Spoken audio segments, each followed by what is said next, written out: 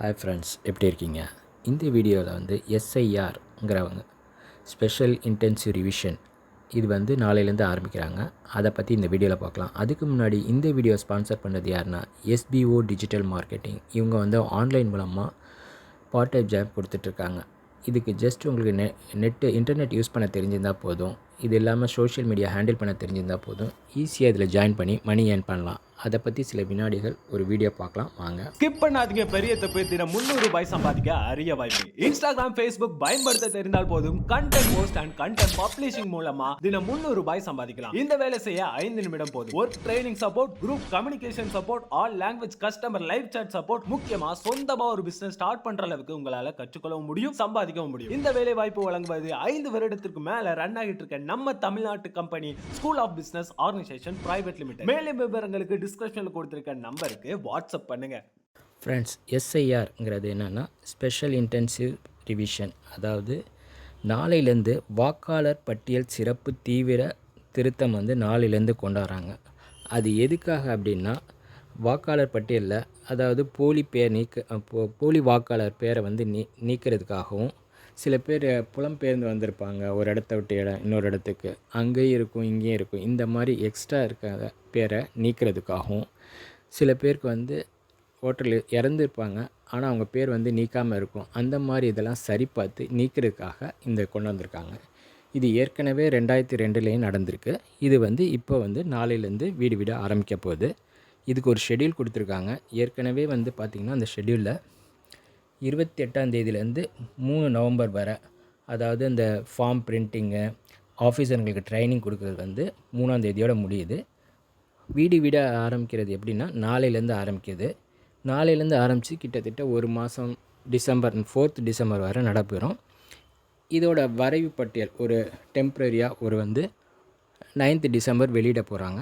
அதுக்கப்புறம் அதில் நம்ம பேர் இல்லை சேஞ்சஸ் இருக்குது, ஏதாவது மாற்றணுன்னா அதை வந்து 9 டிசம்பர்லேருந்து 8 ஜனவரி வரை நீங்கள் வந்து அப்ளை பண்ணிடலாம்.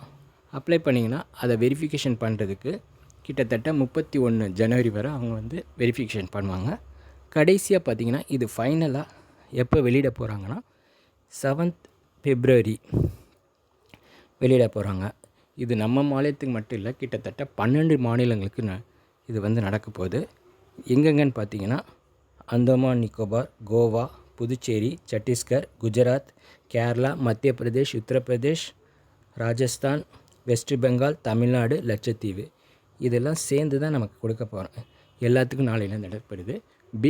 பீகாரில் ஏற்கனவே இது ஃபஸ்ட்டு இது நடத்தி முடிச்சிட்டாங்க. இது 2வது கட்டமாக இந்த 12 மாநிலங்கள் நடைபெறுது.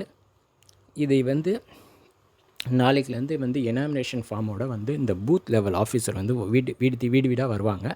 அவங்கள்ட்ட அந்த ஃபார்மை ஃபில் பண்ணி கொடுக்கணும். நீங்கள் ஃபில் பண்ண கொடுக்காமல் விட்டிங்கன்னா உங்கள் பேர் வந்து வாக்காளர் பட்டியலேருந்து எடுத்துருவாங்க, ஓட்டர் ஐடி கேன்சல் ஆயிரும்னு சொல்லியிருக்காங்க. ஸோ அதெல்லாம் ஞாபகம் வச்சு நீங்கள் இதை வந்தாங்கன்னா வாங்கி அந்த ஃபார்ம் ஃபில்லப் பண்ணி கொடுங்க.